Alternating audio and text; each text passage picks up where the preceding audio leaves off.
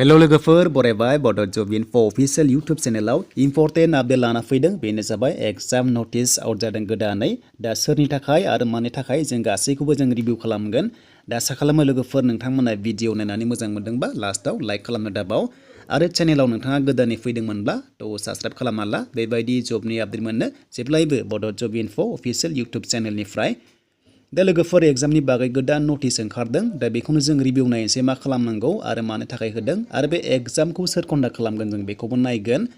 दा बेखायनो जों बे निउ नोटिसाव थुनांगौ नोटिसाव मोनसे फैदों गोदाननि लेटेस्ट आपडेट दा लोगोफोर एग्जामखौ कन्डाक्ट खालामगोन सेबाया थ लोगोफोर एग्जामखौ कन्डाक्ट खालामगोन सेबाया बिनिफ्राय जोंहा सिगांनि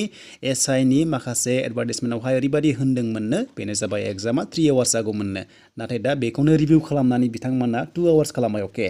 दा नोंथांमोननि एग्जामा 2 घन्टाल' जासिगोन आरो बे एग्जामा बबेयाव जागोन बिनिसो आपडेट फैथ'वाखै थ हम डिस्ट्रिक्टआवबो जानो हागौ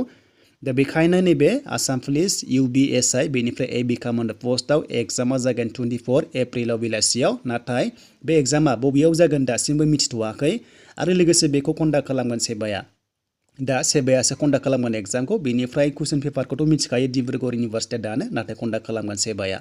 दा लोगोफोर बेखिनियानोसैमोन दा नोंथांमोननि आनजादा 2 घन्टा जागोन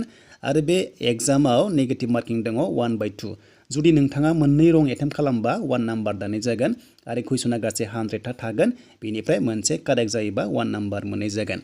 दा बेनिफ्राय कमान्डो जिथु जोंहा कनस्टेबल दङमोन बेनि एडमिटआ एबा रिलिया माब्ला जागोन बिनि सायाव दासिमबो जोंहा जेबो नटिस गैया एबा जों आपडेटखौ मोननाय जायाखै जेब्ला मोनगोन नोंथांमोना थाबैनो आपडेटखौ होगोन बेखायनो जायफ्रा चेनेलाव फैनानै मोजां मोनो लाइक कमेन्ट एन्ड शेयार खालामना जाबाय आरो नोंथाङा चेनेलाव गोदानै फैदोंब्ला थ साबस्क्राइब खालामना ला बेबायदि जबनि आपडेटखौ मोननो दा इन्डियान आर्मि गोबां सोंगासिनो दङ इन्डियान आर्मि जाथ'वाखै जेब्ला फैगोन नोंथांमोना थारैनो आपडेटखौ मोननाय जागोन